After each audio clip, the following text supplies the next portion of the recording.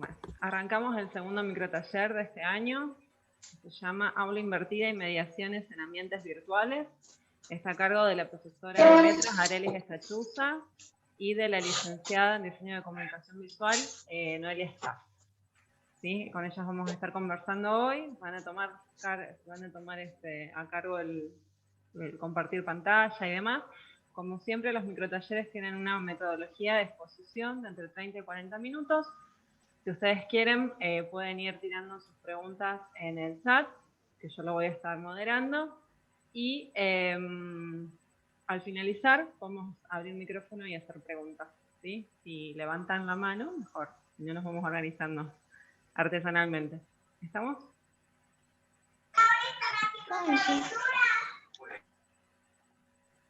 Vamos, Noel. Bueno, buenos días. ¿Cómo están? Yo soy Noelia Schaff, soy parte del equipo de CEDIT. Voy a comenzar a compartir pantalla y comienza Are con el desarrollo del taller. Are, no sé si quieres presentarte antes. Sí, hola, buen día a todos. Mi nombre es Arelis, también formo parte del equipo del CEDIT. No estaría viendo la pantalla, ¿no? Aún. A ver. Ahí. Bien. Bueno, ahí estamos. Bueno, hoy vamos a hablar de aula invertida y mediaciones en ambientes virtuales. Antes de meternos de lleno a lo que es aula invertida, vamos a comenzar este taller con una pregunta. ¿Por qué el método de aula invertida puede ser útil para el desarrollo de clases en modalidad mixta? Bueno, como todos sabemos, a partir de la situación actual de la pandemia, nos obligó como a expandir la frontera del aula y a rediseñar nuestras prácticas de enseñanza y aprendizaje. El año pasado todos los docentes tuvimos que incorporar herramientas, ambientes, estrategias que nos permitan seguir enseñando en la virtualidad. Y este año, frente a la posibilidad de volver a las aulas, se está haciendo como más hincapié en lo que es la bimodalidad. Entonces, en este sentido, el aula invertida es un método mixto, es un método híbrido que nos permite no solo garantizar la continuidad pedagógica de nuestros alumnos, sino también combinar estrategias de enseñanza a distancia y presencial. Ahora sí, vamos a ver a qué nos referimos con aula invertida. Bueno, el aula invertida es un método que, como su nombre lo indica, consiste en voltear el orden tradicional de la clase. Fuera del aula se transfiere la parte más accesible, que sería la instrucción directa, la explicación de un contenido, de un contenido más teórico y más conceptual. Y se reserva el tiempo del aula para las actividades más complejas. Entonces, se invierten las actividades que habitualmente se llevan a cabo en el aula, dejando para el aula las actividades mucho más complejas y dando lugar a otros procesos de enseñanza y aprendizaje con la mediación de ambientes virtuales y herramientas digitales. ¿Cómo surge este modelo? Bueno, Jonathan Berman y Aaron Sanz son dos profesores de matemática de los Estados Unidos que son reconocidos como los creadores de este modelo. Ellos querían trabajar con los alumnos dentro del aula. Entonces resolvieron grabar sus clases previamente para que el alumno las vean, las visualicen antes, y de esa manera trasladaron su clase presencial hacia adelante, hacia el hogar, y las actividades que habitualmente daban como tarea las reservaron para el aula para que los alumnos las realicen dentro del aula con la ayuda, con la guía y con la supervisión del docente. Entonces, invirtieron el orden de la clase, dejando la tarea para el aula y la clase presencial para el hogar. Fíjense en la placa que dice qué es lo que se invierte. Dijimos que se invierte la forma de instrucción tradicional, el método de enseñanza y los roles de estudiantes y docentes. Con respecto a la forma de instrucción tradicional, bueno, los modelos educativos comúnmente llamados tradicionales, como que se centran más en el contenido y en el rol protagónico del docente, que promueve actividades destinadas a conocer un contenido para que el alumno de esa manera las pueda memorizar, retener, comprender. Un ejemplo de eso sería lo que es la famosa clase magistral, donde el docente de manera sincrónica explica un contenido para que el alumno lo pueda recordar, memorizar, comprender.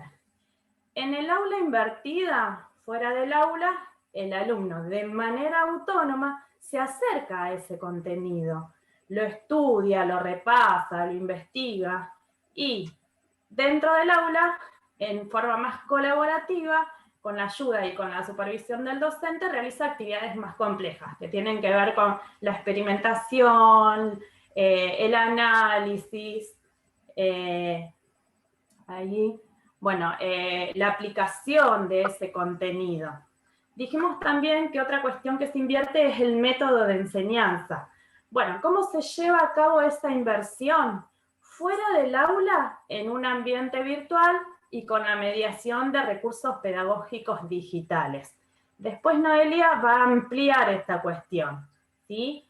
Y en la clase, el aula invertida da lugar a otras metodologías activas, como bien podría ser el aprendizaje basado en proyectos, el aprendizaje basado en problemas, actividades más de aplicación, de simulación. En el caso de asignaturas de química, ciencias naturales, física, se pueden llevar a cabo actividades de laboratorios. Igual, me gustaría aclarar que no necesariamente este método tiene que tener incluido otras metodologías. Yo siempre digo que la clave para llevar a cabo lo que es aula invertida consiste en reflexionar un poco acerca de nuestra propia práctica y pensar, por ejemplo, cuáles son esas tareas, esas actividades que habitualmente les damos al alumno para que resuelvan en su casa y no las pueden resolver. Y sí o sí necesitan que el docente los guíe, los oriente. Por ejemplo, bueno, yo soy profesora de lengua y literatura y por darles un ejemplo, yo estoy toda una clase explicando qué es la monografía, sus partes, los paratextos. El alumno llega a su casa y no sabe cómo empezar a escribir esta monografía. Entonces, ¿qué pasa? Vuelve con la página en blanco y ahí es donde necesita que el docente lo oriente, lo guíe. Entonces, por ahí uno puede orientarlos con, bueno, a ver, ¿qué te parece si empezamos con una cita que te pueda llevar a disparar alguna introducción o algún conector que te lance hacia la escritura? Es como que el alumno en determinados temas o con determinados contenidos necesita que el docente esté interviniendo para poder guiarlo, para poder orientarlo. Entonces me parece que la clave del aula invertida está en eso, en pensar qué actividades el alumno no puede resolver fuera del aula y necesita que el docente esté ahí. Entonces, fíjense que en este cuadro aparecen dos partes, pero ¿cómo hacemos para conectar ambos momentos? El momento previo y el momento sincrónico. Bueno, hay que pensar en estrategias de conexión, que no dejan de ser más que nada estrategias de comprensión. Después Noelia más adelante va a explicar qué tipo de recursos nos permite conectar ambos momentos. Bueno, esas estrategias de conexión nos van a permitir que el alumno lea activamente ese material, se pueda apropiar de ese contenido. Esas estrategias de conexión nos permiten monitorear si el alumno leyó el material, visualizó el video, escuchó el audio que le dejamos previamente para que vaya a la clase con ese contenido aprendido. Si bien Noelia va a ampliar, un ejemplo muy rápidamente podría ser la configuración de un cuestionario que por un lado le permite al alumno autoevaluarse y al docente saber si el alumno completó el proceso con ese material. Y de esa manera evaluar cómo va a comenzar su clase presencial, si va a necesitar reforzar un contenido o si directamente va a empezar la clase con alguna actividad de aplicación. Bueno, y por último dijimos que se invierten los roles del estudiante y el docente. El docente fuera del aula es el encargado de planificar todo el método, lo que el alumno va a realizar previamente, y a partir de esas estrategias de conexión que les va tirando pistas al docente, también planificar la clase presencial. El docente es el encargado de realizar la curación del contenido, es el encargado de encontrar, de buscar, de filtrar todo ese material que proviene de diferentes fuentes y dotarlo de valor para que el alumno lo pueda leer activamente. Y dentro del aula el docente es el encargado de acompañar todo ese proceso, de guiar al alumno.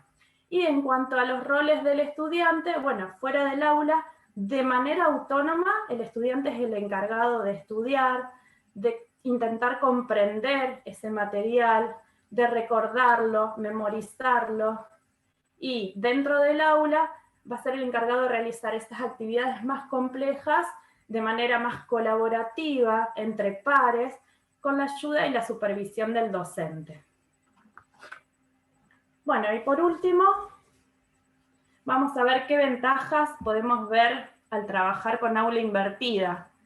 Bueno, espacios para otras estrategias y metodologías activas. Bueno, dijimos que el aula invertida da lugar a otras metodologías activas, como lo puede ser el aprendizaje basado en proyectos, o el aprendizaje basado en problemas, o actividades de laboratorio. Optimización automática del tiempo del aula, al dejar toda la parte expositiva fuera del aula para que el alumno la revise previamente. Nos queda todo el tiempo del aula para las actividades más complejas, para que el alumno pueda analizar, aplicar todo ese contenido. Favorece la autonomía del alumno, incrementa su interés y aumenta el trabajo cooperativo. Bueno, autónomamente el alumno tiene que hacerse responsable de apropiarse del material, de leerlo activamente, y el trabajo colaborativo es el que se realiza dentro del aula, con la ayuda del docente. Ofrece la posibilidad de enseñar al alumnado a sus ritmos individuales. Bueno, como todos sabemos, las tecnologías nos permiten volver a revisar el contenido todas las veces que sean necesarias. Uno puede pausar un video, retrocederlo, volverlo a visualizar. Lo mismo pasa con algún archivo que tengamos que leer o algún audio que tengamos que escuchar. Bueno, eso permite justamente que el alumno pueda aprender a sus ritmos individuales. Y por último, ayuda a promover el aprendizaje significativo y activo, aprender haciendo. Bueno, esta forma de trabajar de manera colaborativa y de trabajar más activamente en el aula nos permite justamente generar aprendizajes más significativos. Y al momento de pensar, de comenzar a pensar en qué herramientas digitales podemos utilizar para trabajar con el método de aula invertida, lo primero que nos tenemos que preguntar es qué posibilidades nos brindan las aulas virtuales. Nosotros en UNL trabajamos con la plataforma Moodle, y las aulas virtuales con las que estamos acostumbrados a trabajar, quienes no las conocían quizás comenzaron el año pasado o este año. Tenemos que conocer las posibilidades tanto para crear recursos didácticos que sirvan en la primera etapa, en esta etapa asincrónica, como decía Arelis, o también pensar en actividades que nos puedan servir en esta estrategia de conexión o de monitoreo, y también en la etapa sincrónica, donde los estudiantes trabajan colaborativamente con la guía del docente. Entonces lo que les voy a mostrar acá son recursos y actividades disponibles en la plataforma Moodle, y además recursos y aplicaciones que están disponibles en línea, que pueden ser usadas gratuitamente y que son compatibles con Moodle, desde el momento en que pueden ser incrustadas dentro del aula o vinculadas al aula virtual para que los estudiantes puedan trabajar dentro del aula virtual en esas actividades o en el visionado de esos recursos didácticos. Lo primero que tenemos que tener, ¿sí? ¿Escuché algo? ¿Alguien quiere? Ah, hay un micrófono abierto. Lo primero que tenemos que tener en cuenta para lo que es la etapa asincrónica, es decir, la etapa anterior a la clase, es, como decía Arelis, bueno, el rol del docente en esta etapa tiene que ver con seleccionar los contenidos, con hacer una curación, recorrer los sitios donde hay información disponible que se puede usar, seleccionar la bibliografía, seleccionar qué recursos didácticos se van a compartir con los estudiantes para que ellos puedan comprender de la mejor manera, de la manera más clara posible, los contenidos que yo les quiero enseñar. En esta etapa tenemos tres opciones. En primer lugar, podemos utilizar recursos didácticos que ya usamos en las clases presenciales, pero siempre y cuando con una adaptación de esos recursos. Mercedes en el taller del lunes de narrativas audiovisuales hablaba de la importancia de repensar esos recursos, de no usarlos tal cual lo usamos en la presencialidad, sino tomarnos el tiempo de rediseñarlos pensando en las nuevas posibilidades que nos ofrecen los ambientes virtuales, pensando en los tiempos que son diferentes dentro de un aula virtual a los tiempos en una clase presencial, pensando en los modos en los que los estudiantes van a acceder a esos recursos, cómo los van a visionar, o sea, si los van a acceder, por ejemplo, desde el celular, desde una computadora, cómo los van a recorrer, cómo los van a leer, cómo los van a navegar. Esas son cosas que tenemos que preguntarnos para poder potenciar los contenidos que esos recursos puedan ofrecer. Un claro ejemplo es, por ejemplo, el uso de los PowerPoint, las presentaciones en PowerPoint que ustedes quizás usan para sus exposiciones en las clases presenciales, puede usarse dentro de los ambientes virtuales, pero si yo traslado un PowerPoint, así como lo uso en la clase presencial, a un aula virtual, le está faltando una parte muy importante que es la narrativa docente, el acompañamiento del relato docente al visionado de las diferentes placas. Entonces, al trasladar un PowerPoint a un ambiente virtual, tengo que pensar de maneras o estrategias para incorporar el relato docente al visionado de la presentación. Puedo incorporar el relato a través de audio, puedo incorporarlo a través de comentarios textuales, puedo incorporarlo a través de video, a través poseo diferentes recursos para lograr esto, y bueno, la idea es que cada uno pueda explorar y pueda seleccionar aquel que mejor se adapte a su estrategia. Otra opción también es utilizar los apuntes de cátedra que quizás ustedes distribuyen en fotocopias dentro de la clase presencial, también se puede publicar dentro del aula virtual, y Moodle nos ofrece herramientas como para que nosotros podamos trasladar ese contenido que quizás es solamente textual y podamos vincularlo con otros lenguajes dentro del aula virtual. Entonces podemos incluir imágenes, podemos incluir enlaces a bibliografía disponible online, enlaces a páginas web, artículos periodísticos. También podemos incrustar videos dentro de los materiales de estudio para que los estudiantes puedan incorporar ahí dentro de la lectura el visionado de un video y luego continuar con la lectura. Estas son las posibilidades que tenemos dentro de las aulas virtuales.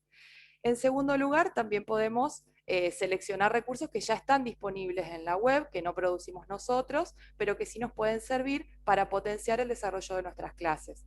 Esos recursos pueden ser videos, pueden ser audios, pueden ser podcasts, pueden ser artículos periodísticos, pueden ser publicaciones en blogs, pueden ser infografías interactivas o multimedias que estén disponibles para el libre acceso en la web.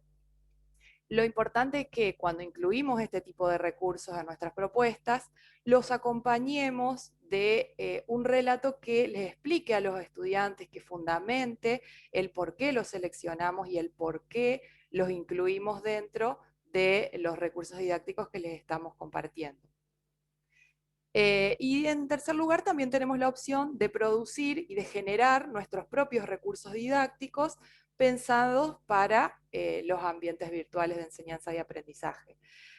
Para la producción de esos nuevos recursos, que también pueden ser videos, pueden ser podcasts, pueden ser infografías interactivas, pueden ser presentaciones animadas, tenemos que tener en cuenta, en principio, bueno, lo que decía Mercedes también en el taller anterior, que cada uno de estos recursos necesita un guionado previo. Tenemos que sentarnos previamente a la etapa de producción a pensar qué contenidos va a tener ese recurso, qué lenguajes va a vincular, cómo se los vamos a ofrecer a los estudiantes, cómo los estudiantes van a recorrerlo, van a navegarlo, si van a interactuar, si no van a interactuar, si vamos a relacionar diferentes recursos dentro de uno solo. Y también, bueno, en el momento de la producción, tener en cuenta con qué recursos tecnológicos contamos, si disponemos de una buena cámara web o de un micrófono que tenga buen registro de audio, si manejamos programas de edición de audio o video. Y en este sentido tiene mucha importancia lo que también explicaba Mercedes, de que quizás dentro de un equipo docente hay algún docente que se puede encargar del armado del guión, otro docente que tenga, por ejemplo, un celular que tenga buen registro de imagen y sonido, que pueda encargarse de la etapa de producción, y quizás algún otro docente maneje algún software de edición de audio y video y pueda encargarse de la postproducción. La elección de las herramientas tecnológicas que vayamos a utilizar para la producción de ese recurso también va a tener que ver con los objetivos de enseñanza y aprendizaje que nos hayamos planteado y con que podamos seleccionar aquel lenguaje o aquel recurso que nos ayude a transmitir los contenidos de la manera más clara posible a los estudiantes. Entonces, yo acá les traje algunos ejemplos de herramientas que pueden utilizarse en esta etapa de aprendizaje asincrónico. En primer lugar, tenemos los recursos que nos ofrece Moodle. Como les decía, Moodle nos ofrece la posibilidad de que nosotros, al tener un texto plano, podemos vincular ese texto con imágenes, con enlaces, con esquemas, con videos, y este traslado de contenidos lo podemos hacer a través de las etiquetas, que las etiquetas las recomendamos más que nada para lo que es la inclusión de la narrativa docente, es decir, estos pequeños relatos que le van contando al alumno qué es lo que van a ver a continuación, cómo deberían abordar una determinada bibliografía, qué se les va a presentar y por qué, en esto de que yo les decía, por ejemplo, al momento de seleccionar recursos que están en la web, bueno, explicarles por qué lo seleccioné, para qué va a servir, cuál es la intención de incorporar ese recurso. También tenemos el recurso libro, que nos permite crear un apunte de cátedra, si se quiere, dividido en capítulos o en páginas, donde se pueden incorporar diferentes contenidos en cada una de esas páginas, y el alumno puede leerlas, puede navegarlas de diferentes maneras, y también tiene la opción de descargar los contenidos que allí están publicados. También podemos publicar diferentes tipos de archivos en diferentes formatos. Si nosotros ya tenemos bibliografía, por ejemplo, en formato PDF que querramos compartir, si tenemos alguna presentación armada, alguna serie de imágenes, también se pueden compartir directamente como archivo dentro del aula. También podemos compartir enlaces, esos enlaces pueden ser a páginas web, a blogs, a sitios de noticias, a través del recurso URL, y también tenemos la opción de galería de imágenes que nos sirve para incorporar una serie de imágenes que queremos que los estudiantes también tengan disponible, puedan visualizar y descargar cuando lo necesiten. Eso en cuanto a los que son recursos de Moodle. Después tenemos disponibles en línea. Yo seleccioné algunos grabadores y editores de video y audio, que lo bueno que tienen es que no necesitan instalación, tienen la opción de usarse directamente en línea, en algunos tienen que crearse una cuenta, otros se pueden usar directamente, y que les van a servir para tener registros, o sea, grabar tanto audio como video directamente desde su computadora, desde su celular, y después compartirlos dentro del aula virtual. En primer lugar tenemos a Loom y a Screencast-O-Matic, que sirven para grabar el escritorio. Los pueden utilizar, por ejemplo, esto que yo les decía, si yo tengo una presentación en PowerPoint que quiero publicar dentro del aula virtual, puedo utilizar Loom o Screencast-O-Matic para ir mostrando. Yo grabo el escritorio de mi computadora mientras voy mostrando, mientras voy recorriendo el PowerPoint, y a medida que voy explicando o ampliando los temas que generalmente en una presentación en PowerPoint son muy sintéticos y aparecen solamente los conceptos claves, entonces yo puedo ir grabándome al mismo tiempo que voy explicando la presentación, ampliándola, haciendo recomendaciones, y una vez que hice el video, puedo hacer pequeñas ediciones, quizás puedo cortar alguna parte para no mostrarlo completo. Y lo que me ofrece, por ejemplo, Loom, es que es como una plataforma donde yo, una vez que está grabado el video, queda guardado dentro de mi cuenta en la plataforma, y yo desde ahí, sin necesidad de descargar el video y volver a subirlo a otro lugar, lo puedo compartir directamente en el aula virtual. Lo puedo compartir a través de un enlace, o lo puedo compartir también a través del código HTML, que lo que me permite es que el video quede embebido o incrustado dentro del aula y que los estudiantes lo puedan ver ahí directamente. También los estudiantes van a poder comentar o dejar sus dudas abajo del video. Después Bucaroo es una plataforma similar a Loom, pero lo que permite es el grabado de audio. También se puede utilizar sin necesidad de iniciar sesión, de crear una cuenta, simplemente entro a la página y me da la opción de grabar el audio. Una vez que lo grabé, bueno, lo que tengo que tener en cuenta es tener un micrófono conectado. Si estoy usando una computadora que funcione el micrófono, me va a pedir autorización, y si no, también se puede usar directamente desde el celular. Así que ustedes pueden grabar sus audios directamente desde el celular, y una vez que está el audio grabado, lo pueden compartir directamente en redes sociales. Bueno, en este caso estamos hablando del aula virtual, así que pueden copiar el enlace y compartirlo directamente en el aula virtual. Después también tenemos un 2-3 apps, que yo también lo mencioné en el taller de Mercedes del lunes, porque no requiere instalación, se puede usar directamente desde la página sin crear ninguna sesión, y permite grabar video, grabar audio y editarlos. En esa edición, por ejemplo, también yo lo puedo utilizar si tengo algún videíto que quizás tomé con el celular, lo puedo utilizar para cambiar el encuadre, para bajarle la calidad o subirle la calidad, hacer los pequeños ajustes de iluminación, cortarlo, si quiero sacar algún fragmento para utilizarlo. También puedo usarlo para convertir formatos. Si mi celular me grabó en un formato y yo quizás lo necesito en otro, lo puedo subir a esta aplicación para hacer esa conversión de formato. Esto se puede hacer tanto en audio como en video. Una vez que está editado el audio, sí, lo que ustedes tienen que hacer es descargarlo, y después, para compartirlo en el aula virtual, nosotros para evitar sobrecargar el servidor en el hecho de subir archivos muy pesados, como pueden ser los videos o los audios, siempre lo que recomendamos es que cuando ustedes quieran compartir un archivo de estas características en el aula virtual, primero lo suban a una plataforma, como yo les explicaba, que permite Loom o Bucaroo, que ya lo sube automáticamente, o si nosotros producimos el archivo en otra aplicación o en el celular, podemos utilizar YouTube o SoundCloud, que también SoundCloud nos permite subir el audio y después compartirlo en el aula virtual, y YouTube del mismo modo con los videos. Subimos los videos a nuestra cuenta de YouTube y después los podemos compartir a través de un enlace o embeber en el aula virtual.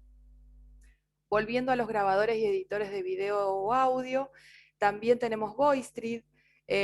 VoiceThread lo que permite también es esto de incorporar el relato docente, por ejemplo, a una serie de diapositivas, a una serie de imágenes o a un video, donde el docente carga esas imágenes y después en cada una puede ir dejando comentarios de texto, de audio, puede ir subiendo archivos que quizás sirvan como para profundizar algún tema, y Powtoon, que permite crear presentaciones animadas.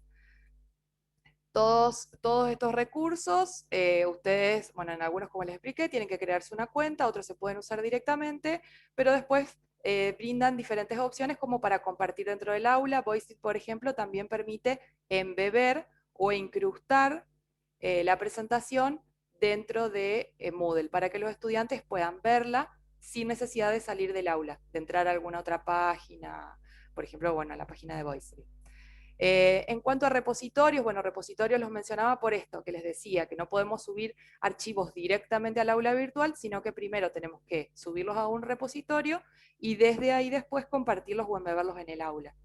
Y lo bueno de SoundCloud o de YouTube es que también tienen muchísimos recursos de audio y video que ustedes pueden, dentro de los cuales pueden buscar y pueden seleccionar aquellos que les sirven para incorporar en sus propuestas. Después también les traje algunas opciones para digitalizar documentos y para hacer edición.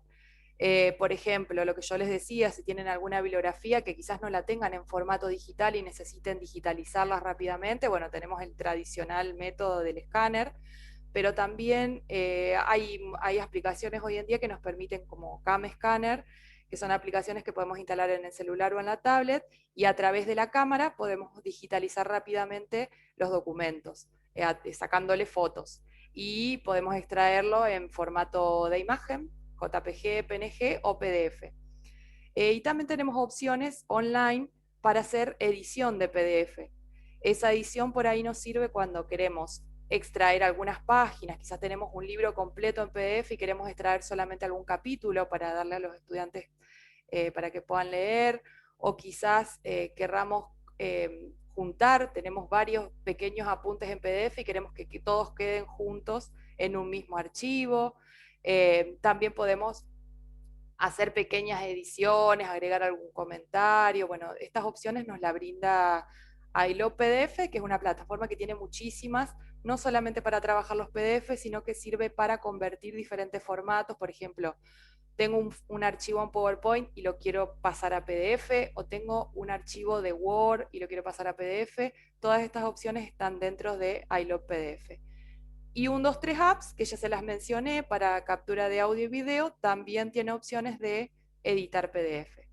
En estas plataformas ustedes lo que hacen es subir el PDF, editarlo, hacer todo lo que tengan que hacer. Una vez que está listo, los descargan en sus computadoras y después lo comparten dentro del aula virtual con el recurso archivo que yo les mostraba, que les explicaba al principio. Después, en lo que son recursos y herramientas que podemos utilizar en la etapa sincrónica, es decir, durante la clase.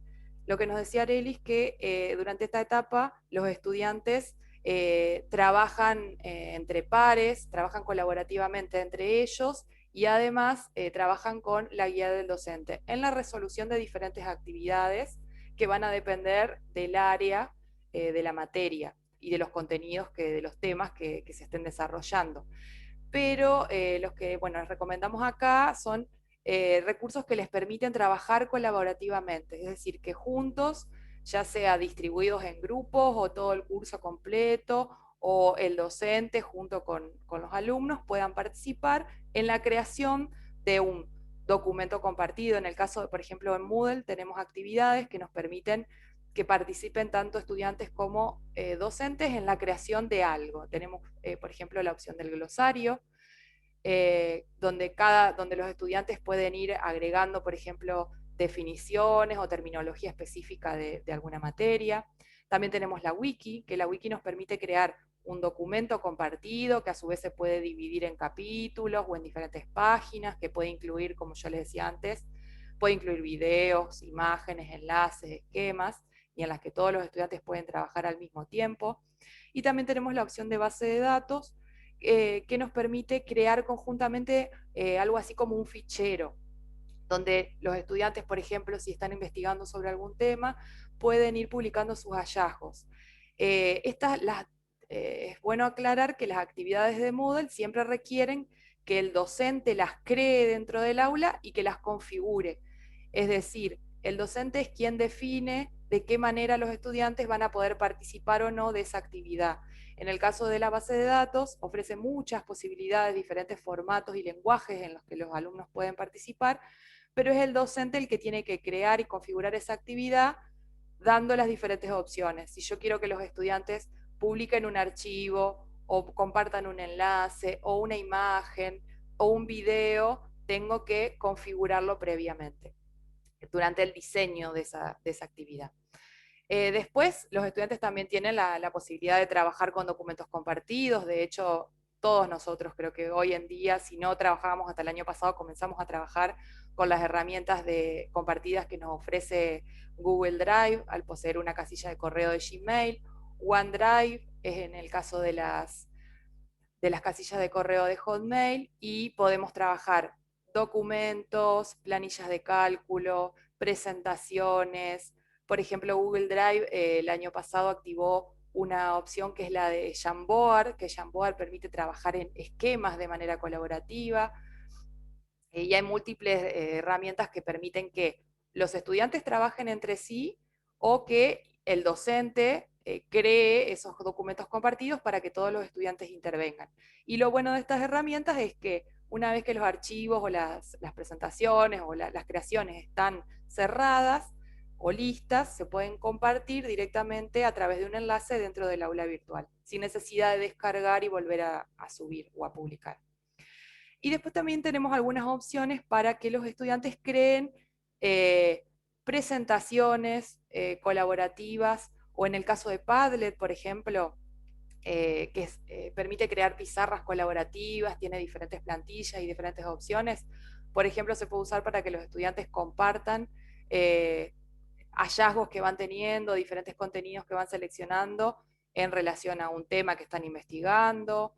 O, por ejemplo, podemos utilizar Voicethread. Voicethread yo ya se los mencioné antes, que es para que el docente pueda incluir su relato, por ejemplo, en el visionado de una presentación, pero también se puede utilizar para que los estudiantes, por ejemplo, armen la defensa de un trabajo o expongan los resultados, por ejemplo, de una actividad de laboratorio en la que puedan ir subiendo videos o imágenes y puedan ir comentando acerca de cómo resultó la experiencia. También tenemos Miro.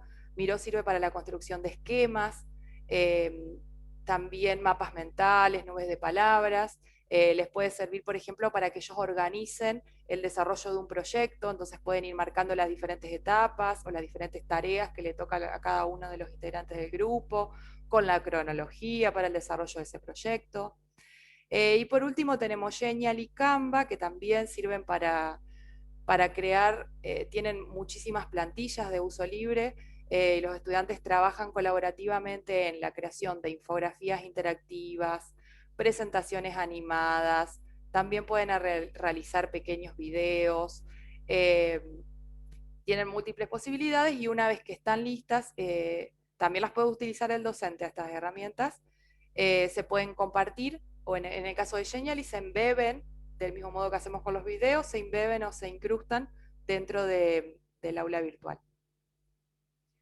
Y por último, tenemos algunas herramientas que pueden servir en esto que mencionaba Arelis, en esas estrategias que conectan ambas etapas, que le permiten al docente tener un seguimiento o hacer un monitoreo de cómo se va desarrollando el proceso de aprendizaje de los estudiantes. Si los estudiantes vieron el video, si leyeron todos los contenidos, si los comprendieron. Entonces hay pequeñas actividades que nos sirven para ir teniendo registro de esos avances. Dentro de las actividades de Moodle tenemos, como mencionó Arelis, el cuestionario, también tenemos la actividad encuesta, la actividad tarea, a través de la cual los estudiantes pueden, por ejemplo, responder a una guía de lectura y enviarnos un archivo. También podemos utilizar el glosario. También tenemos lección y H5P, que H5P no es de Moodle, pero sí está incorporado dentro de las aulas de Moodle como una actividad donde yo puedo integrar la lectura de la teoría con pequeñas microactividades, que son pequeños cuestionarios que el alumno, una vez que lee la teoría, tiene que responder, y si comprendió bien el tema puede seguir avanzando en la lectura, o si no comprendió y responde mal, vuelve para atrás y tiene que volver a leer. También tenemos la actividad taller, que permite la evaluación entre pares, que los estudiantes se evalúen entre sí, con la supervisación del docente, y tenemos el foro. Después también podemos utilizar estas pequeñas aplicaciones de juegos, que se pueden usar tanto en la clase sincrónica como de manera asincrónica, es decir, se pueden publicar dentro del aula virtual y que cada estudiante los responda o juegue a sus propios tiempos. EducaPlay es una plataforma que tiene muchísimas opciones de actividades. Se pueden hacer, por ejemplo, crucigramas, sopas de letras, adivinanzas, pequeños cuestionarios, mapas interactivos de arrastrar y soltar, por ejemplo, los nombres dentro de una imagen. Y lo que tiene de bueno EducaPlay es que se puede incrustar dentro de Moodle como una actividad externa, y de esta manera los estudiantes pueden responder a la actividad dentro del aula virtual y la calificación que obtengan se guarda directamente en el calificador de Moodle. Después Kahoot, Googlat y Mentimeter nos sirven para hacer más que nada juegos de preguntas y respuestas. Esos juegos y preguntas y respuestas pueden ser, bueno, preguntas con respuestas de opción múltiple, de verdadero o falso. Googlat y Mentimeter tienen la opción de que yo, por ejemplo, puedo subir una presentación en PowerPoint y como lo mismo que les decía de lección H5P, que a medida que el estudiante va recorriendo las placas, se va encontrando en el medio con actividades, con pequeños cuestionarios que tiene que ir respondiendo para seguir avanzando en el recorrido. Y al final tenemos, bueno, muros colaborativos, que son también los que mencioné anteriormente, pero acá seleccioné los que le permiten al docente tener un mayor registro de qué fue lo que hizo cada estudiante en ese muro colaborativo. En el caso de Padlet, los estudiantes tienen que iniciar sesión para poder participar, entonces al docente le queda registro de quién participó y cuál fue su intervención. En el caso de Miro, que sirve para trabajar con esquemas, el docente puede enviarles mensajes a los estudiantes con las consignas, puede hacerles comentarios de cuál fue el aporte de cada uno, y a su vez a través del historial puede ver detalladamente cuál fue el aporte de cada estudiante dentro del esquema. Y VoiceTree, del mismo modo que Padlet, permite tener un registro de quiénes fueron los usuarios que participaron. Bueno, hasta acá llegué, me extendí un poquito, pero bueno, la idea es que podamos también destinar un espacio para las preguntas. Todos estos recursos que yo mencioné van a poder encontrar tutoriales dentro del espacio docencia virtual, dentro de la categoría recursos para la enseñanza. Ahí van a poder encontrar tutoriales para el uso tanto de los recursos y actividades de Moodle como los recursos abiertos que les estuve mencionando. Bueno, hasta acá llegué yo. Gracias, chicas. Bueno, para quienes no las conocen, Arelis y Noelia son parte del área de proyectos pedagógicos virtuales del Centro de Educación y Tecnologías, donde trabajan conmigo. Somos parte del equipo de formación docente y estamos todo el tiempo, bueno, buscando aplicaciones, herramientas y las maneras de poder llegar a transmitírselos. Uno de los recursos que tenemos en línea es el que comentaba Noelia, docencia virtual, donde van a poder encontrar un montón de tutoriales. Voy a recuperar algunas participaciones del chat antes de abrir a preguntas por micrófono. En principio, bueno, Natalia Vaz nos recomendaba una aplicación de software libre para trabajar con documentos compartidos que se llama Etherpad, que también la podemos recomendar para investigar, buscarla. Aparentemente es muy sencilla de manejarla. Mariana nos decía que había tenido problemas con los audios y que por eso ahora preferían trabajar con Screencast-O-Matic o directamente con Zoom. Mariana, ¿tenés micrófono para contarnos cuáles eran los problemas que tuviste con audio? No sé si estás por ahí todavía conectada. Sí, estoy por acá, estoy. Dale. No, lo que nos ocurrió, hola, buen día. Buen día. No sé si me escuchan bien. Lo Sí, que perfecto. nos ocurrió es que cuando se subían los videos de las clases, lo que pasaba era que se podía ver la presentación, pero no el audio. Entonces, a partir de ahí, yo ya había trabajado con Screencast-O-Matic, o sea, las presentaciones se siguen subiendo de ese estilo, o sea, las que quedaron hechas, se pudo solucionar el tema del audio, pero por mi parte elegí Screencast-O-Matic. Y bueno, y cuando descubrí Zoom, ya está todo dicho. Es más fácil. Yo no me di cuenta, pero lo pensé, porque también yo he usado muchas veces Zoom para grabarme sola compartiendo pantalla. Y bueno, lo que me decía, pues si estás acostumbrada a usar Screencast-O-Matic, lo que tiene de bueno Loom es que da las mismas posibilidades, pero no tiene límite de tiempo. Creo que el Screencast te deja hasta 15 minutos del video. Bueno, lo que pasa Loom es que yo permite videos más largos. disculpa, Sí. yo trabajo, o sea, mi trabajo estuvo centrado en generar material para aula invertida, entonces los videos, la consigna era menos de 10 minutos, entonces me venía chanta. Te servía perfectamente. Y te hago una aclaración, también podés dejarlo como en la nube, así que también lo podés directamente poner en el aula. Exacto. A mí lo que me pasó con Loom es que me resultó mucho más.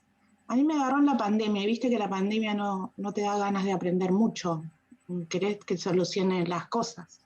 Entonces me pareció que Screencast-O-Matic te solucionaba todo mucho más rápido. Y bueno, y Sí, Zoom ya está.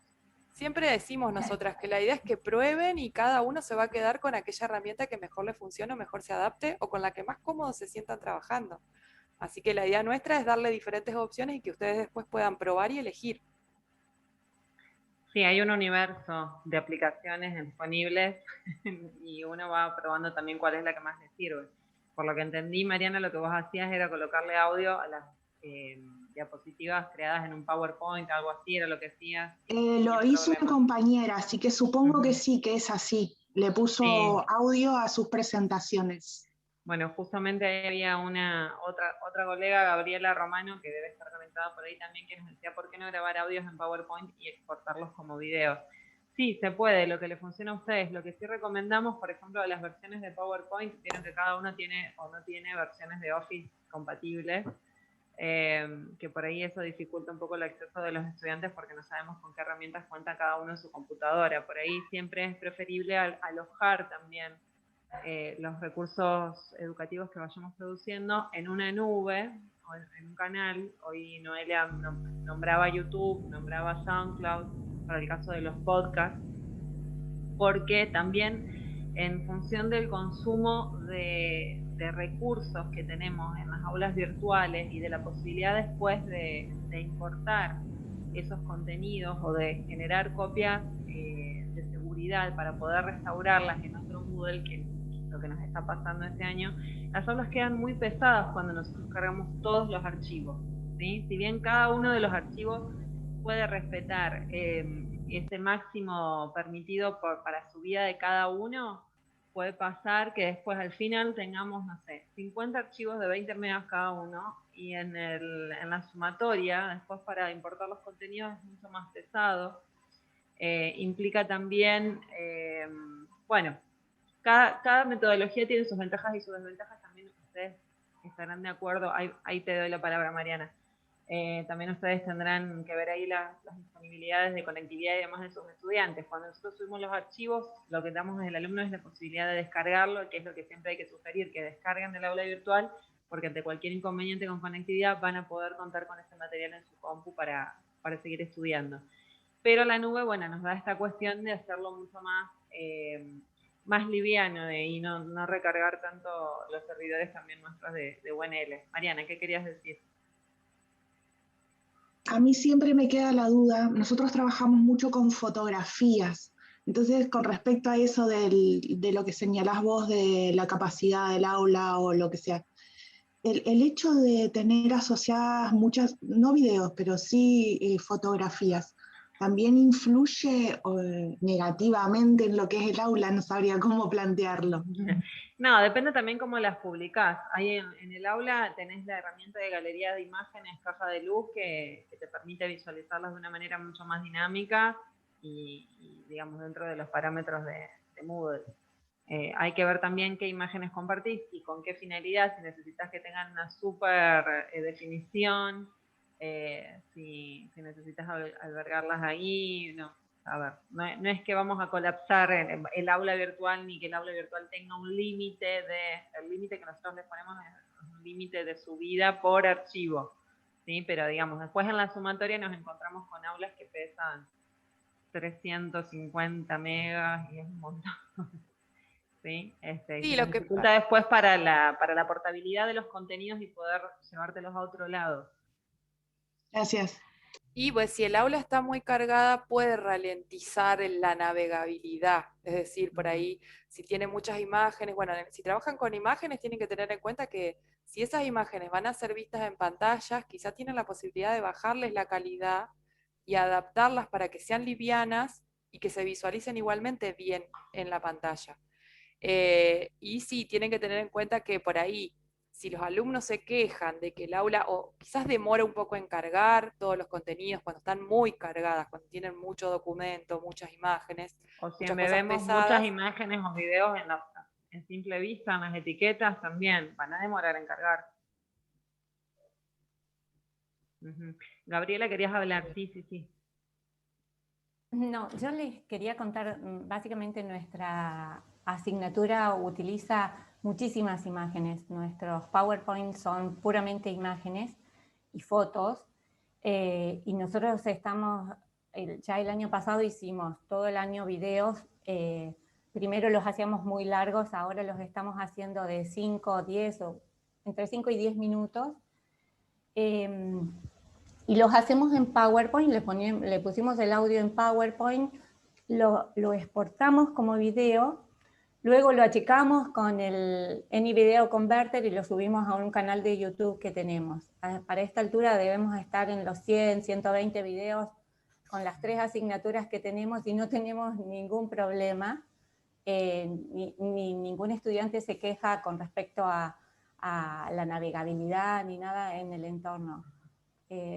Me encantan todas estas herramientas, pero significan ponerme a aprender el uso y por ahora, y mientras no tenga más tiempo, PowerPoint me resulta una buena opción, porque ya lo vengo manejando, ¿no? Era eso. No, pero está bien, Gabriela, justamente estás haciendo lo que recomendaba Noelia, que esos recursos los puedan subir a una nube donde se alberguen fuera del aula virtual. Vos lo único que haces es remitir ahí. Claro, nosotros el año pasado subíamos a un drive de la cátedra, pero claro, lo saturamos. Entonces armamos un canal para ahí tenemos todo. ¿Y tienen listas de reproducción, Gabriela? Sí. Tienen diferentes listas por tema. Sí. Sí, la idea justamente también de que ustedes trabajen en las nubes es poder armarse de esos repositorios que queden a disposición para cuando tengan que recuperarlos en otros contextos, a los contenidos, o también tengan que poder editarlos y sea mucho más fácil accederlos. Además también ahora podemos saber si los están viendo o no a los videos, que eso era cuando los subíamos al entorno no podíamos saber si los veían.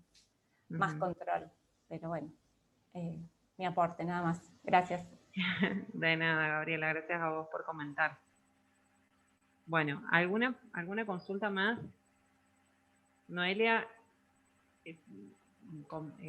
comentó un montón de nombres y de herramientas de Moodle y externas que a lo mejor alguien no conoce. La intencionalidad de los talleres siempre, de estos microtalleres en vivo, es introducir al tema y dejar pistas para que ustedes sigan investigando, no es justamente meternos de lleno en algún procedimiento de manejo de alguna herramienta, ya sea de Moodle o externa. Pero después, bueno, quedamos disponibles desde el centro para que se puedan comunicar con nosotros y profundizar en algo más. Pero si alguien quiere preguntar, este es el momento para hacerlo.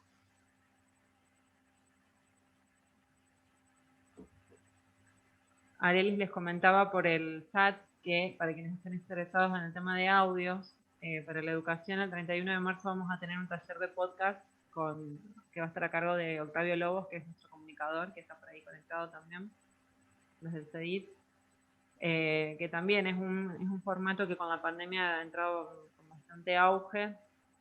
Por ahí es algo a lo que no estamos muy acostumbrados, pero la oralidad también es una manera de devolverle a las aulas virtuales algo de contacto como más cercano y más familiar para nosotros, para lo que es devolver la palabra, digamos, a lo que es el ambiente virtual, que en general por ahí lo pensamos un poco más duro, más desde el lenguaje escrito, y que vuelve todo un poco más formal. Entonces está bueno por ahí trabajar con otros lenguajes, con otras narrativas, que era lo que un poco introdujo Mercedes el lunes pasado, perdón, con el tema de narrativas audiovisuales. ¿Conocían las herramientas que propuso Noelia? ¿Alguna duda sobre alguna muy, muy puntual?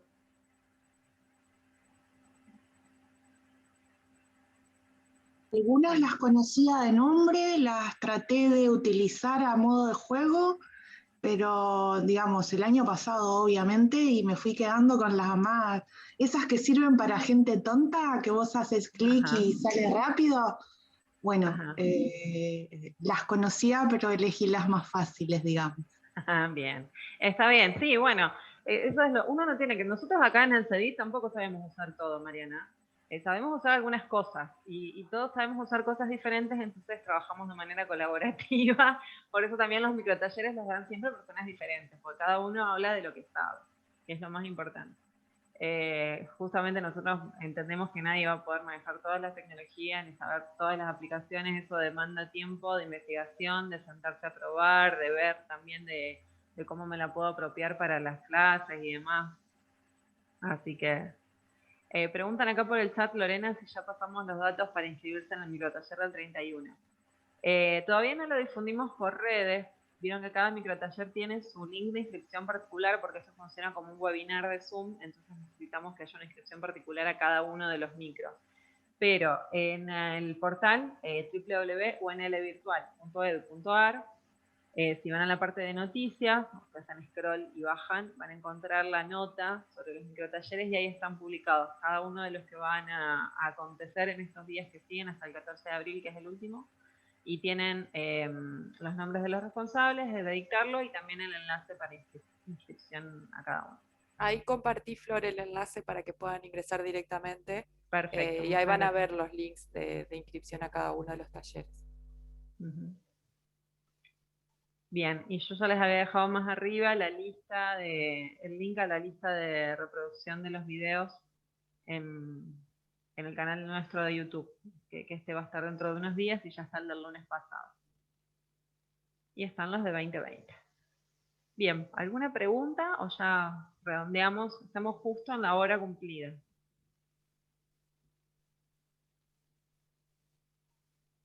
¿Listo? Bueno, vamos cerrando entonces. Acá están agradeciendo en el chat. Gracias a ustedes por sumarse. El lunes que viene seguimos con un microtaller cuyo tema es la accesibilidad y las posibilidades de trabajar de modo accesible con inclusión en ambientes virtuales. Va a estar a cargo de la profesora Anabela Morcillo, que trabaja en el área de inclusión y calidad de vida de la UNL, así que también los invitamos a participar. Muchas gracias por sumarse hoy y bueno, buen fin de semana para todos. Gracias. Chao. Gracias. Chao.